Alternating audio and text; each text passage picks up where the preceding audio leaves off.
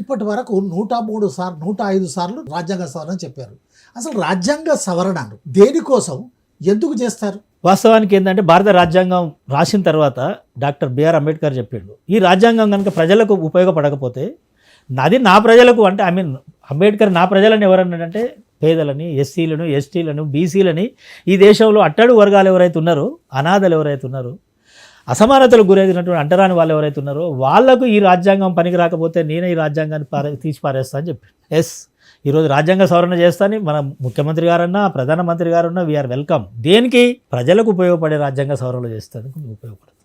105 రాజ్యాంగ సవరణలు చేసిరు ఈ రోజుకు. కానీ ప్రజలకు న్యాయం జరగడం కోసం ఒక్క రాజ్యాంగ సవరణ కూడా 105 రాజ్యాంగ సవరణలు ఉన్నట్టు నాకు అనిపించింది. కానీ పేరు ఒకే ఒక రాజ్యాంగ సవరణ బీసీలకు నేషనల్ బీసీ కమిషనర్కు రాజ్యాంగ హోదా కల్పించేది ఒకటి ఉన్నది. అమెండ్మెంట్ 73, 74లో స్థానిక సంస్థలకు రిజర్వేషన్లు, ఉమెన్ రిజర్వేషన్ కల్పించడానికి చేసినారు. అట్లా 2, 3, 4, 5 అమెండ్మెంట్లు తప్ప ఏది కూడా ప్రజలకు పనికొచ్చే అమెండ్మెంట్లు లేవు. అది పర్టికులర్గా ఈరోజు ఈబీసీ రిజర్వేషన్ల గురించి మాట్లాడుతున్నాం కాబట్టి ఈ రిజర్వేషన్లకు సంబంధించి ప్రజలకు పనికొచ్చే రిజర్వేషన్లు చేసిన ఒక్క అమెండ్మెంట్ కూడా లేదు. అయితే ఈ అమెండ్మెంట్ చేసేటప్పుడు రాజ్యాంగంలో పార్లమెంటు 3 రకాలుగా రాజ్యాంగ సవరణ చేసేది ఉంది. ఒకటి సింపుల్ మెజార్టీతో పార్లమెంటు రాజ్యాంగ సవరణ చేయొచ్చు. స్పెషల్ మెజార్టీతోటి అంటే 2/3 మెజార్టీతో చేయొచ్చు. ఒకటి స్పెషల్ మెజార్టీతో బిల్లు పాస్ అయిన హాఫ్ ఆఫ్ ది స్టేట్స్ కూడా దాన్ని కన్ఫర్మ్ చేసేది ఉంటుంది. కానీ ఎంత ఆశ్చర్యం అంటే ఈబీసీ రిజర్వేషన్ బిల్లు ప్రవేశపెట్టినప్పుడు 10 రికగ్నైజ్డ్ రాష్ట్ర స్థాయి, జాతీయ స్థాయి పొలిటికల్ పార్టీలు యునానిమస్లీ ఈబీసీ రిజర్వేషన్లో మద్దతు ఇచ్చినారు. ఇద్దరు వ్యక్తులు ఆ రోజు పార్లమెంట్లో ఈబీసీ రిజర్వేషన్ వ్యతిరేకించారు.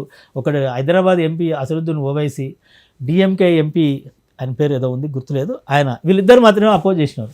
మిగతా వాళ్ళు అందరూ చప్పట్లు కొట్టి వెళ్ళిపోయారు. ఆశ్చర్యకరమైన విషయం ఏంటంటే ఈ దేశంలో ఉన్నటువంటి ప్రతిపక్ష పార్టీ కాంగ్రెస్ పార్టీ ఏదైతే ఉన్నదో సోనియా గాంధీ నాయకత్వంలో ఈబీసీ రిజర్వేషన్లో బ్యాక్ బోన్గా ఉండి ఈబీసీ రిజర్వేషన్ పాస్ చేయించింది.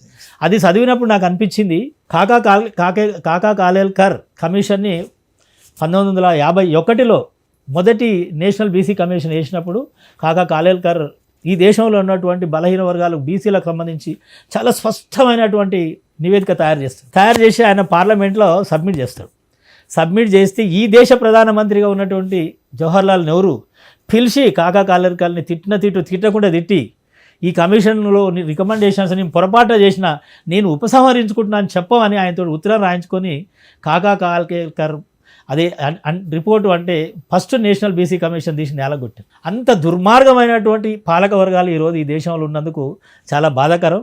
ఆ రోజు కాంగ్రెస్ పార్టీలో ప్రైమ్ మినిస్టర్ వాళ్ళదే అధికారం, ఆ రోజు వాళ్ళు వ్యతిరేకించారు. మన ఈబీసీ రిజర్వేషన్లు పాస్ చేయడంలో కూడా సోనియా గాంధీ కాంగ్రెస్ పార్టీ ముందుండి నడిపింది. కాబట్టి ఈ రిజర్వేషన్లు ఈబీసీలకు రిజర్వేషన్లు వేయడంలో అందరూ ఒకటిగానే ఉన్నారు. ఎందుకు ఉన్నారు అని మీరు అడిగారు, ఎందుకు ఇట్లా ఈ తొందర ఏంది వీళ్ళకని ఒక మాట అడిగారు.